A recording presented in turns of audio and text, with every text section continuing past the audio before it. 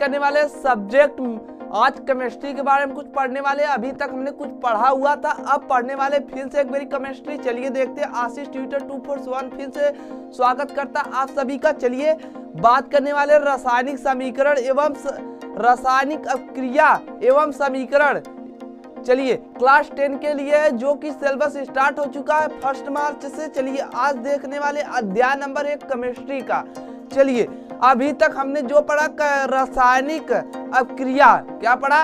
रासायनिक अभिक्रिया, मतलब अभी जो पढ़ा अभिक्रिया पढ़ा, फिर नाभिकी पढ़ा, फिर रासायनिक अभिक्रिया पढ़ा, जो भी पढ़ा अभी तक हमने जो पढ़ा रिएक्शन के बारे में पढ़ा है। अब पढ़ने वाले फिर से रिएक्शन के बारे में।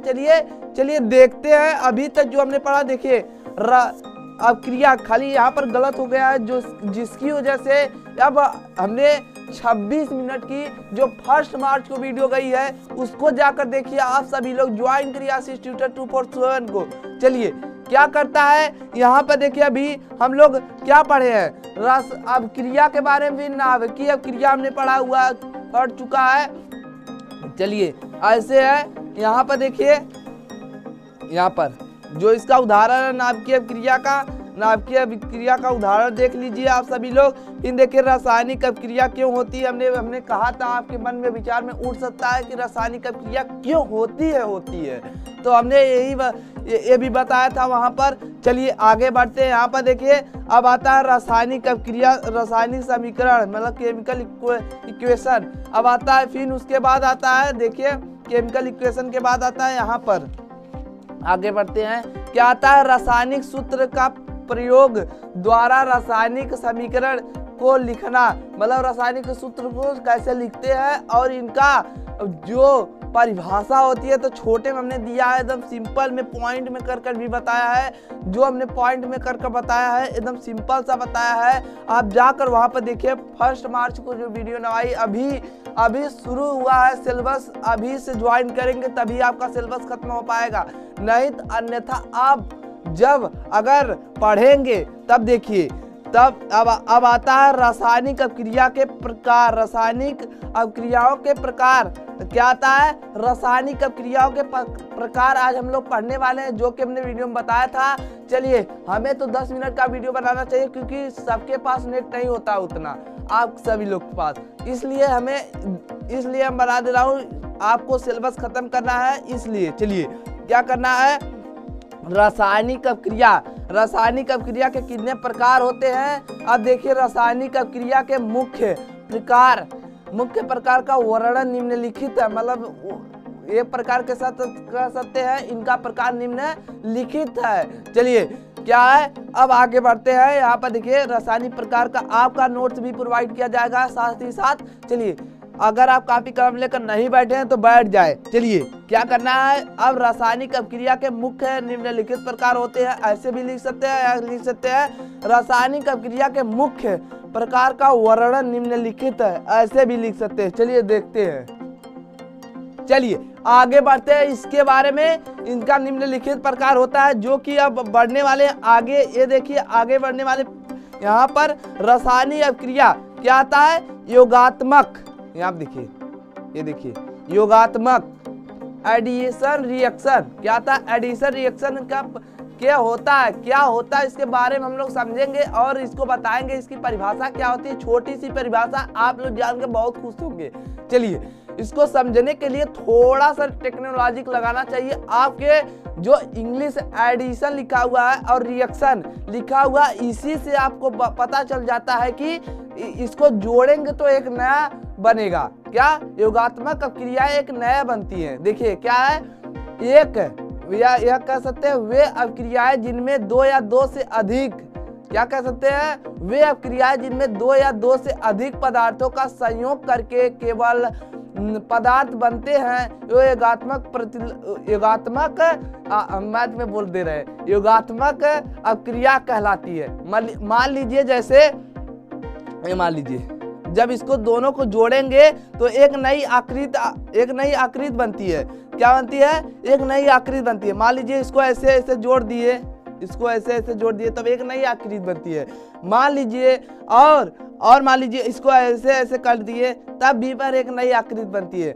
और चलिए अब आते हैं, फिर से एक मेरी परिभाषा बता देते हैं आप सभी लोग को। चलिए क्या करना है, फिर देखिए वे अक्रियाएं क्या है, वे अक्रियाएं जिनमें दो या दो से अधिक पदार्थों का संयोग करके केवल एक ही पदार्थ बनाते हैं योगात्मक अक्रियाएं कहलाती है। क्या है, फिर उसके बाद कहा है, देखिए क्या कहा है, इन्हें संयोजन प्रक्रिया कहते हैं। मतलब इन्हें क्या कहते हैं, इन्हें एक नाम से और जानते हैं, इन्हें संयोजन प्रक्रिया के भी नाम से जानते हैं। क्या है, अब आता है, जैसे में उदाहरण ले लीजिए, क्या आता है, सल्फर वायु के साथ क्रिया करके सल्फर डाइऑक्साइड बनता है। क्या कहता है, सल्फर डाइऑक्साइड बनता है। मतलब यस सल्फर प्लस ऑक्सीजन जब इसको जोड़ते हैं तो क्या बनता है, जब रिएक्शन होता है इधर आकर क्या बनता है, H2O क्या बनता है, SO2 क्या बनता है, सॉरी दोस्त, SO2 बनता है, सल्फर डाइऑक्साइड बनता है। फिर चलिए उदाहरण नंबर 2 देख लेते हैं, क्या लिखा हुआ है, क्या है, देखिए कैल्शियम ऑक्साइड क्या आता है, कैल्शियम ऑक्साइड जल से क्रिया करके कैल्शियम डाइऑक्साइड क्या आता है, कैल्शियम डाइऑक्साइड बनता है। तो क्या आता है, उदाहरण में देखिए क्या है, CaO मतलब कैल्शियम ऑक्साइड प्लस जल H2O। और जब यहाँ पर देखिए अगर एक कोष्टक लग जाए, कोष्टक मत कहना उसको, क्या कहना, देखिए क्या लिखा है, Ca मतलब कैल्शियम हाइड्रा ऑक्साइड, क्या लिखा है, कैल्शियम हाइड्रा ऑक्साइड लिखा है। और जब इधर रिएक्शन करेगा तो क्या बनेगा, कैल्शियम हाइड्रा ऑक्साइड बनेगा। देखिए कैल्शियम हाइड्रोक्साइड, इसको पढ़ेंगे कैसे, देखिए Ca और OH का होल ट्वाइस पढ़ेंगे। क्या पढ़ेंगे, इसको कोष्टक के जो अंदर रहता है उसको होल ट्वाइस बोलते हैं, और कोष्टक के बाहर रहता है उसको जैसे यहाँ पर देखिए H2O, इसको ऐसे साधारण पढ़ देंगे, इसको क्या पढ़ेंगे, CaOH कोष्टक बंद करके होल ट्वाइस। मतलब होल ट्वाइस वही होता है जो कोष्टक में रहता है और वही होल ट्वाइस कहलाता है। अब आता है आपका यहाँ पर देखिए प्रतिस्थापन, क्या आता है, प्रतिस्थापन। अब क्रियाएं, प्रतिस्थापन क्रियाएं क्या होती हैं, वे क्रियाएं जिनमें किसी यौगिक के अणु, क्या आता है, वे क्रियाएं जिनमें किसी यौगिक के अणु एक परमाणु अथवा परमाणुओं के समूह के स्थान पर कोई दूसरा परमाणु अथवा परमाणुओं का समूह आ जाता है, उसे क्या कहते हैं, प्रतिस्थापन अक्रिया कहलाती है। मान लीजिए कोई लोग बैठे हैं और उसको हमें बैठना है तो उसको मार पीट जाए, जैसे उठाकर हम बैठ जाएंगे। अगर वो समझदार होगा तो अपने से उठ जाएगा। अगर गार्जियन कोई लोग आते हैं तो बैठना, अगर वो कुर्सी नहीं छोड़ते हैं तो मान लीजिए वो इज्जत नहीं देते हैं आप सभी लोग को। चलिए अब आता है प्रतिस्थापन विधि, आपने समझ लिया। चलिए इसको ये परिभाषा से संतुलित होता है, मतलब कह रहा वे अक्रियाएं जिनमें किसी यौगिक के अणु के किसी एक परमाणु अथवा परमाणुओं के समूह के स्थान पर कोई दूसरा परमाणु, मतलब कह रहा एक समूह है उसमें, मान लीजिए एक समूह है 5-6 लोग है एक समूह में, फिर दूसरा जो समूह है उसमें भी 5-6 लोग हैं, और जो उसको बैठना है, मान लो 5-6 लोग खड़े हैं, अब उसको जो मान लो छोटे बच्चे बैठे हैं और क्या है बड़े वो लोग खड़े हैं, तो आप इज्जत नहीं दे रहे हैं उनको। तो यही बता रहा है कि परमाणु के समूह के स्थान पर कोई दूसरा परमाणु अथवा परमाणुओं के समूह आ जाता है तो प्रतिस्थापन अभिक्रिया कहलाती है। क्या कहलाती है? प्रतिस्थापन अभिक्रिया कहलाती है। चलिए प्रतिस्थापन अभिक्रिया का उदाहरण देख लेते हैं। क्या है यहाँ पर देखिए, प्रतिस्थापन अभिक्रिया का उदाहरण क्या है? प्रतिस्थापन अभिक्रिया का उदाहरण जो है, कॉपर सल्फेट के विलयन के लोहे की कील डालने पर निम्नलिखित अभिक्रिया होती है, अथवा लोहे की कीलों पर कॉपर धातु जमा हो जाती है। क्या हो जाती है? कॉपर धातु जमा हो जाती है। मतलब क्या कह रहा है उदाहरण में, कॉपर सल्फेट के विलयन के लोहे की कीलें डालने पर निम्नलिखित अभिक्रिया होती है। मतलब जो कॉपर सल्फेट है और विलयन और लोहे की कील डालने पर निम्नलिखित अभिक्रिया होती है तथा लोहे की कीलों पर कॉपर धातु जमा हो जाती है। चलिए उदाहरण देखिए, क्या उदाहरण में फर्स्ट उदाहरण क्या लिखा है, CuSO4। क्या लिखा है, CuSO4। जो CuSO4 लिखा है वो देखिए, CuSO4 जब इधर रिएक्शन करता है तो बनता क्या है, ये देखिए। मान लीजिए इसमें क्या है, इसमें Cu जब इधर आ गया, Cu इधर आ गया तो क्या बनेगा, ये देखिएगा। इधर जब यहाँ पर कॉपर सल्फेट जब इसका हुआ तो कॉपर सल्फेट मतलब इसका CuSO4 का जब हुआ, कॉपर सल्फेट कहते हैं इसको।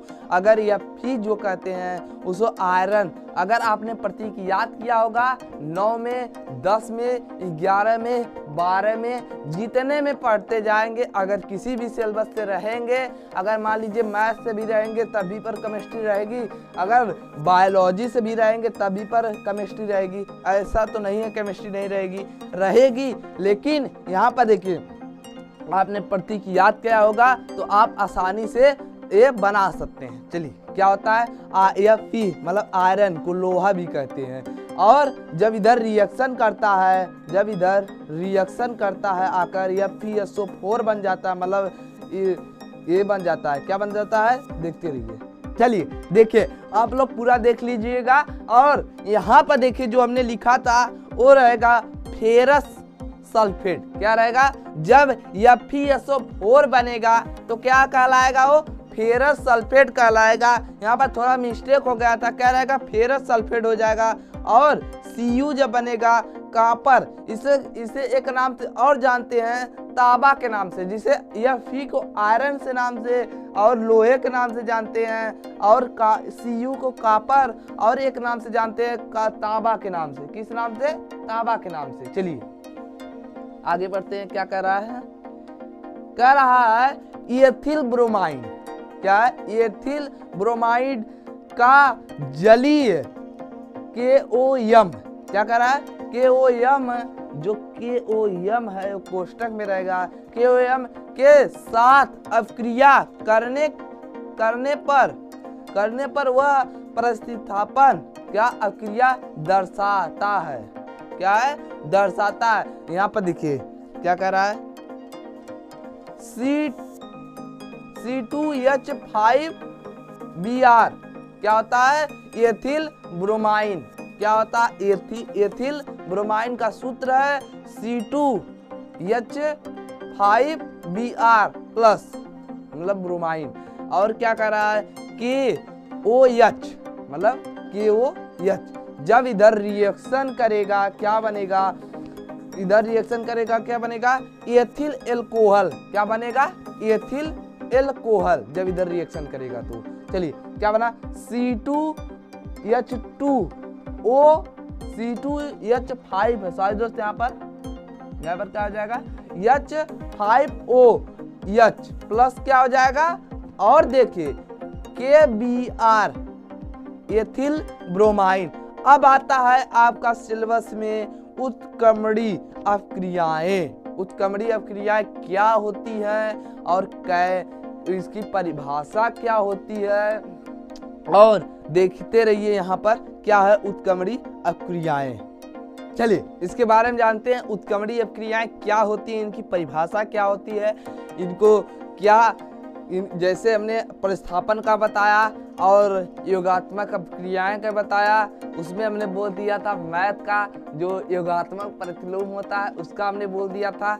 अब चलिए हम बात करने वाले यहाँ पर उत्क्रमणीय के बारे में, अभिक्रियाएं के बारे में। देखिए क्या है, उत्क्रमणीय अभिक्रियाएं क्या होती हैं ये देखते रहिए।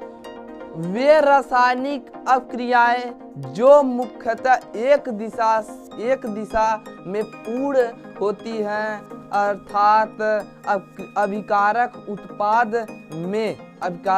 उत्पाद में परिवर्तित हो जाते हैं, परंतु उत्पाद अभिकारक में परिवर्तित नहीं होती है, तो उत्क्रमणीय अभिक्रियाएं कहलाती है। चलिए हम इसका उदाहरण देकर समझाते हैं आप सभी लोग को। चलिए देखते रहिए, यहाँ पर आपका परिभाषा हो गया। अब हम उदाहरण देकर आप सभी लोग को समझाएंगे, एकदम आसान जो उत्क्रमणी का है परिभाषा जो है एकदम सिंपल से लॉजिक में समझा देते हैं। चलिए आप देख लीजिए, आपका नोट्स भी मिल रहा है साथ ही साथ, और कापी कलम नहीं लेकर बैठे हैं तो बैठ जाएं दोस्त। आप सभी लोग को आशीष ट्यूटर पूरा नोट्स दे रहा है, अगर कोई कमी हो तो उसमें भी कमेंट कीजिएगा। अगर वीडियो नहीं अच्छी लगती है ना, आप जहाँ पर न समझ में आए वहाँ पर पूछिए, अगर कोई न समझ में आए वहाँ पर भी पूछिए, हमारी पूरी कोशिश रहेगी बताने के लिए। चलिए आगे बढ़ते हैं। अब क्या आता है, अब आती है उदाहरण में जो हमने उत्क्रमणी अपक्रियाएं पढ़ा उसके उदाहरण में आता है। क्या आता है देखते रहिए। यहाँ पर क्या आता है, जब पोटेशियम क्लोरेट, क्या आता है, जब पोटेशियम क्लोरेट के ClO3 को गर्म किया जाता है, मतलब जब पोटेशियम क्लोरेट को गर्म किया जाता है तो पोटेशियम क्लोराइड का ऑक्सीजन, क्या आता है, ऑक्सीजन प्राप्त होती है। मतलब जब गर्म किया जाता है तो क्या प्राप्त होता है हमें, ऑक्सीजन। वही कह रहा था वो उत्क्रमणी अपक्रियाएं, क्या कह रहा था, उत्क्रमणी अपक्रियाएं ये कह रहा था अनुक्रमणी, अनुक्रमणी, उत्क्रमणी नहीं अनुक्रमणी है।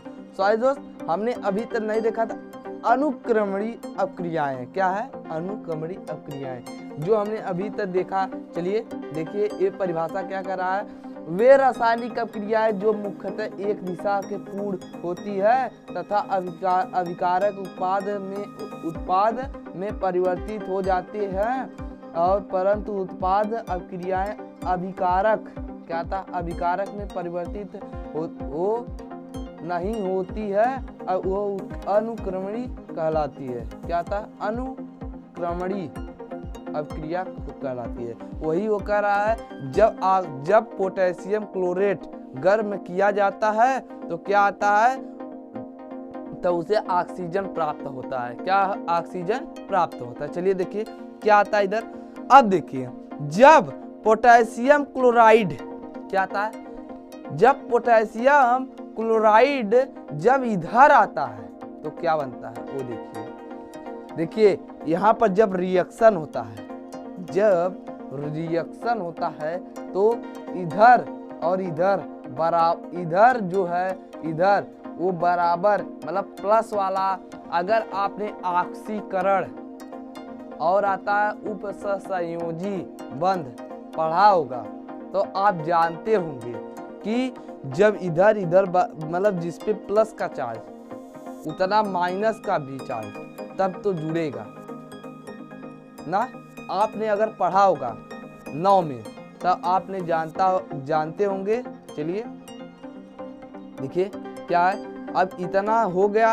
अब आता है उदाहरण में ले लीजिए, आप ये उदाहरण देख लीजिएगा जो है, देखते रहिए। अब क्या है, पोटेशियम क्लोराइड तथा ऑक्सीजन को किसी भी अनुपात अथवा किन्हीं भी अवस्थाओं में मिला पर पुनः, क्या आता है, पोटेशियम क्लोराइड तथा ऑक्सीजन को किसी भी अनुपात में अथवा किन्हीं अवस्थाओं में मिला पर पुनः पोटेशियम क्लोरेट प्राप्त नहीं कर सकते हैं।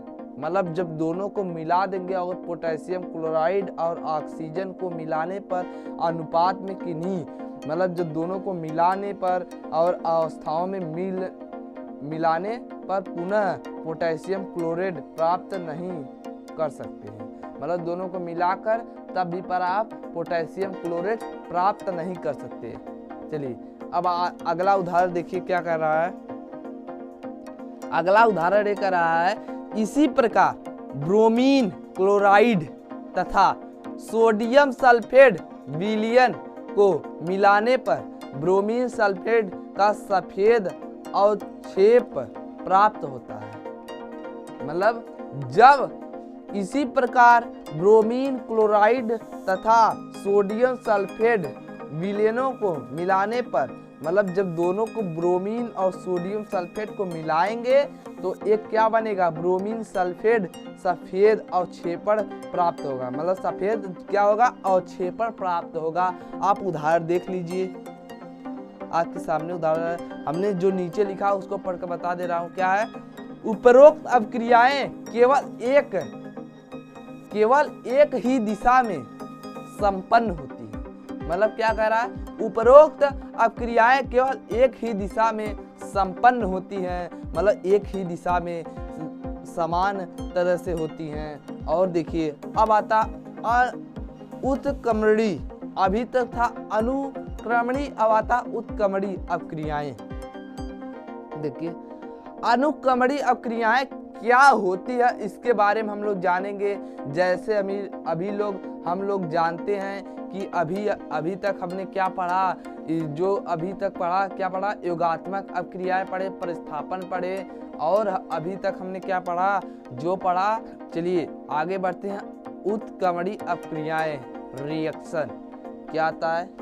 वे अभिक्रियाएं जो समान परिस्थितियों में दोनों दिशाओं में पूर्ण होती हैं, अर्थात अभिक्रिया अभिकारक उत्पाद में तथा उत्पाद अभिकारक में परिवर्तित हो जाता है तो अनुक्रमणी अभिक्रिया कहलाती है। चलिए देखते हैं, इसको समझते हैं, देखते रहिए। आई होप आपको अच्छे समझ में आ रहा होगा। अगर नहीं आ रहा होगा तो कमेंट करिए, क्योंकि हमने उस दिन वीडियो जो लाई थी 1 मार्च को, अभी तक किसी का कमेंट नहीं आया, लेकिन एक लोग का आया है, उनका नाम नहीं याद है, अभी देखकर हम बताते हैं। रुक जाइए 2 मिनट। चलिए हम लोग उनका नाम जानते हैं। क्या है? Teachmint study classes. क्या है? टीचमेंट स्टडी क्लासेस ने उन्होंने कहा है थैंक यू सर। उनको हम बहुत बहुत धन्यवाद देना चाहते हैं। उनका कमेंट सुनकर हमें बहुत अच्छा लगा। चलिए आगे बढ़ते हैं, इसको हम समझ लेते हैं। पहले क्या है? वे अभिक्रियाएं जो समान परिस्थितियों में दोनों दिशाओं में पूर्ण होती है, अर्थात अभिक्रिया अभिकारक उत्पाद तथा क्या होता है? उत्पाद अभिक्रिया अभिकारक के परिवर्तित हो जाता है, उत्क्रमणी अभिक्रियाएं कहलाती हैं। जैसे मान लीजिए आप पानी गर्म किए, उसमें क्या मिला? जल वाष्प मिला। क्या मिला? जल वाष्प मिला। अगर जल वाष्प से हमें क्या मिला? फिर जब उस रूप में लाएंगे तो हमें क्या मिल जाएगा? अगर देखिए हम लोग पानी गर्म करते हैं, लेकिन अगर हम लोग पानी गर्म करते हैं उसको ढक कर रख दिया जाए, क्या किया जाए? अगर ढक को, मान लीजिए ये हमारा मोबाइल का कवर है, मान लीजिए ये पानी है, इसमें पानी भरा हुआ है। अगर हम इससे क्या करते हैं? ढक देते हैं। देखते रहिए, इसको क्या करेंगे? हम ऐसे कर ढक देते हैं। तो हमारी जो है, हम वही बता रहे हैं, उत्क्रमणी अभिक्रियाएं जो होती हैं। देखिए पानी उसमें भरा हुआ है, इसमें पानी भरा हुआ, गर्म पानी। जब हम गैस पे पानी गरमाते हुए हैं तो इसमें पानी भरा हुआ है। जब उसमें से वाष्प निकलता है, क्या बनता है? जब वाष्प निकलता है तो ऐसे हम ढक देते हैं। जब ढक देते हैं तो क्या होता है? जो उसका भाप, मतलब वाष्प जो रहता है, जो वाष्प रहता है वो जम जाता है बूंद बूंद कर। क्या होता है? बूंद बूंद होकर जम जाता है। वही कह रहा है कि अनुक्रमणी अभिक्रियाएं वो होती हैं जो उत्पाद अभिकारक में परिवर्तित हो जाता है, वो अनुक्रमणी अभिक्रियाएं कहलाती। वही कह रहा है कि जो इसमें पानी भरा हुआ है, गर्म पानी, और उस जो भाप लगकर जम रहा है पानी से, वही कह रहा है जल वाष्प फिर बन जाता है वही पानी, वही कहलाती है अनुक्रमणी अभिक्रियाएं कहलाती है। अगर इसमें कोई को डाउट हो तो तुरंत पूछिएगा। चलिए क्या होता है? क्या होता है? जैसे में ले लीजिए अनुक्रमणी अभिक्रियाएं के क्या होता है? अभिक्रियाएं के जब लाल तत्व लोहे पर भाप, वही कर रहा है, जब लाल तत्व लोहे पर भाप प्रवाहित हो जाती है तो लोहे का चुंबकीय ऑक्साइड Fe3O4 तथा हाइड्रोजन गैस, मतलब हाइड्रोजन जो गैस रहता है वो परिवर्तित हो जाता है। मतलब वही कह रहा है गर्म पानी लिया जाएगा, जब उसको गैस पे गरमाया जाएगा तो मान लीजिए अब कभी कभी देखते हैं एक टिफिन रहती है, उसमें भात रखा रहता है जिसे कहते हैं चावल, राइस कह सकते हैं। अगर हम उसको गर्म करते हैं, क्या करते हैं, गर्म करते हैं, तो क्या होता है, वो भाप बन जाता है। भाप बन के मतलब भाप जो ऊपर बूंद बूंद जमा हो जाता है, तो बूंद बूंद जमा होने के कारण वही कहलाता है अनुत्क्रमणीय क्रियाएं। वही उसी को कहते हैं जल वाष्प। जल वाष्प फिर से मतलब पानी बन जाता है वही। अब देखिए उदाहरण देख लीजिए, थोड़ा सा 25 मिनट का वीडियो हो चुका है, जो कि हमें 30 मिनट का नहीं बनाना, इसलिए हम नहीं बनाएंगे। देखिए तत्व अवस्था में लोहे का चुंबकीय ऑक्साइड पर लोहे हाइड्रोजन गैस प्रवाहित करने पर लोहे तथा वाष्प प्राप्त हो जाता है। तो Fe3O4 प्लस 4 क्या होता है, 4H2 क्या होता है, 4H2। जब इधर होगा तो क्या हो जाएगा, Fe3 और इधर हो जाएगा 4H2O, क्या हो जाएगा 4H2O। आप देख लीजिएगा, उदाहरण देख लीजिएगा, आप पूरा परिभाषा देख लीजिए, पूरी है परिभाषा अनुत्क्रमणीय की, नहीं उत्क्रमणीय की या अनुत्क्रमणीय की नहीं है। देखिए अब क्या है, यहाँ पर देखिए ऐसे है, यहाँ पर देख लीजिए। अगर अनुत्क्रमणीय की अगर आप लोग को नहीं समझ में आएगा तो बता दीजिएगा। ये देखिए क्या कह रहा है, जल्द ही बताएंगे हम, अभी वीडियो लंबी होती है। चलिए, अभी पहली अभिक्रिया क्या आती है, पहली अभिक्रिया जो उत्पाद है वही दूसरी अभिक्रिया में अभिकारक। दूसरी अभिक्रिया क्या आता है, दूसरी अभिक्रिया का अभिकारक, दूसरी अभिक्रिया का अभिक्रिया में उत्पाद है वही पहली अभिक्रिया का अभिकारक। अतः यह अभिक्रियाएं अग्रह तथा विपरीत दोनों दिशाओं में चल सकती है। इस प्रकार अभिकारक उत्क्रमणीय अभिक्रिया कहते हैं। इसका भी पॉइंट में परिभाषा है, आप देख लीजिएगा। देखिए अगर आपको वीडियो नहीं अच्छी लगती है तभी पर कमेंट कीजिएगा। जो हमने बताया स्टडी, क्या बताया, स्टडी नहीं टीचमेंट स्टडी क्लासेस, क्या बताया, टीचमेंट स्टडी क्लासेस का बहुत बहुत धन्यवाद करते हैं हम। चलिए, आई होप आप समझ गए होंगे। अब अगले वीडियो में पढ़ेंगे क्या, अपघटन अभिक्रियाएं। क्या पढ़ेंगे, अपघटन अभिक्रियाएं के बारे में पढ़ेंगे। अब जो अभी हमने जो शुरू किया, क्या शुरू किया, रासायनिक, यहाँ पर देखिए फिर से आते हैं, वहाँ पर जो है कि यहाँ पर देखिए वीडियो बहुत ज़्यादा लंबी होने वाली है, जो कि देखिए क्या है, क्या हो जाती है यहाँ पर, रासायनिक अभिक्रिया के प्रकार पढ़ चुके हैं हम लोग। जो कि अब पढ़ना है अपघटन अभिक्रिया। अपघटन अभिक्रिया वो होती है जो अब अगले वीडियो में बताने वाले हैं। चलिए, इसका अगर उदाहरण आपको नहीं समझ में आता, कोई भी नहीं समझ में आता, तभी पर बताइएगा। अगर आपको वीडियो नहीं अच्छी लगती है तभी पर कमेंट कीजिएगा। लेकिन अगर आप नहीं करते हैं तो अगर एक दूसरे को आता है तो उसको क्या वो समझ ले रहा है। अगर आपको नहीं समझ में आ रहा है तो आप पछताएंगे वहां पर जब जाएंगे बोर्ड में। तो चलिए क्या होता है, ऐसे ही आई होप आप समझ गए होंगे, क्योंकि 28 मिनट की वीडियो बन चुकी है इस समय। चलिए, आई होप आप समझ गए होंगे। Thank for watching. आप आशीष ट्यूटर 247 को ज्वाइन करिए। Thank for watching. तब तक के लिए जय हिंद, वंदे मातरम।